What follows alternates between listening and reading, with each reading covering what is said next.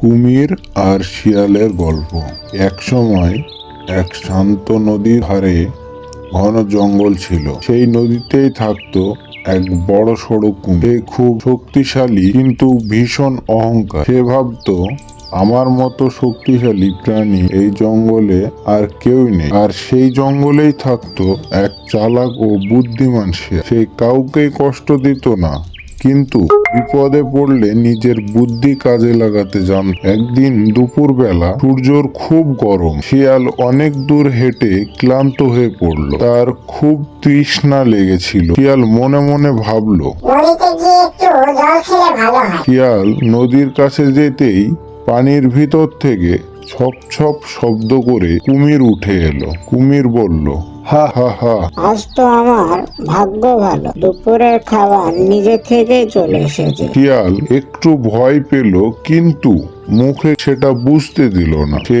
ঠান্ডা মাথায় বলল, আরে কুমির মামা, তুমি তো অনেক বড় আর শক্তিশালী, আমি তো তোমার সামনে কিছুই না। এই কথা শুনে কুমির খুশি হলো। কুমির বলল, সেটা তো আমার শক্তির কথা জঙ্গলের সবাই জানে। শিয়াল এবার চালাকির সুরে বলল, তবে একটা কথা শুনেছি, সবাই বলে তোমার দাঁত নাকি হীরের মতো দামি, সত্যি কি? কুমির গর্বে বুক ফুলে বলল।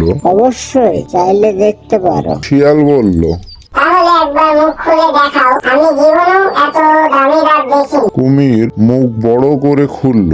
ঠিক তখনই শিয়াল দ্রুত পিছনে গেল। শিয়াল হেসে বলল, কুমির মামা, শুধু শক্তি থাকলেই হয় না, বুদ্ধি না থাকলে শক্তির কোনোই দাম নেই। কুমির তখন বুঝতে পারলো সে ভুল করেছে। কুমির লজ্জায় বলল, অহংকার করে ভুল করলাম। শিয়াল নিরাপদেই জল খেয়ে জঙ্গলে ফিরে গেল। সেই দিন থেকেই কুমির আর কাউকে হেলায় নিত না, আর শিয়াল সবাইকে বলতো, বিপদে বুদ্ধি সবচেয়ে বড় অস্ত্র।